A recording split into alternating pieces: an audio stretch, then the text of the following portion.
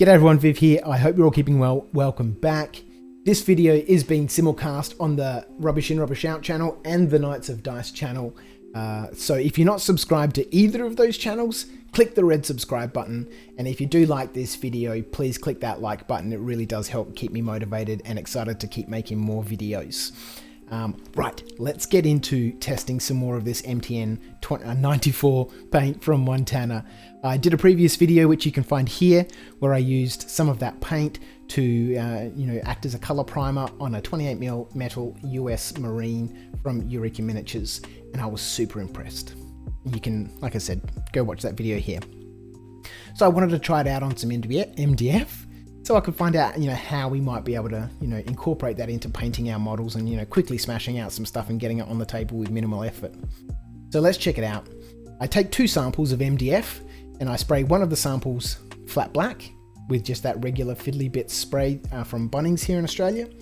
And then I spray colors on both of the samples.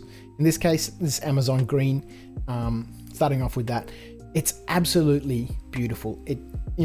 Of all the graffiti paints I've used in the past, none of them need a primer. Excuse me. They all go on beautifully. What I was surprised with, and it seems odd, I'm just going to stop this here and come back. It seems odd. I was going to say that I was surprised how well these paints covered over the black undercoat and the fact that there was no distinguishable difference between the raw MDF or the one that had been painted black. Now, I don't know why I'm surprised, because these paints are designed to cover. They're designed to live outdoors, and these paints. I haven't done this sort of testing with many other paints. Maybe I should. A lot of people said the Montana Gold series is very good. Maybe I'll grab some of that. But in my experience, I'm so used to a black base coat changing the tone of a paint that goes on top of it. In this case, it had absolutely no effect, and I ended up with exactly the same color. I would still base coat all my models black because it does help with shading, but I'm super impressed. Here, I'll just pause this and come back. Yeah, we'll come back. So I wanted to do a gradient test to see how these paints might be able to be used to highlight on top of each other. And Jack Sarge from Jack Sarge Painting, I hope that's correct. I'll put some links in the description below to his YouTube and his Facebook page. He's a commission painter based here in Australia. I'm pretty sure he's in Tasmania. He does a lot of work with Dark Age figures, highly prolific. I love seeing his stuff pop up on Facebook. Wonderful, wonderful painter, very well worthwhile checking out. He'd asked either on Facebook or YouTube or somewhere, that he was interested to see how these might act as a zenithal highlight, and I'm assuming for miniatures because that's what he does. But I wanted to find out how it would behave on MDF, and I was super impressed. So I take these 2 grey colours, I obviously apply the dark one first, and then from a 45, I spray the other one on, just dusting it on there. And it's given a beautiful transition. I couldn't believe it. I was so wrapped. I'm going to pause that again. I was so wrapped at this point during the testing that I went and found a squad Barracks from the Invictus range and painted that straight away. I just wanted to see a complete model painted. And obviously I filmed that, I recorded it, and I've edited that into a short video, and you can watch that video here. Or maybe you can't, depends on which sequence I upload the videos in, right?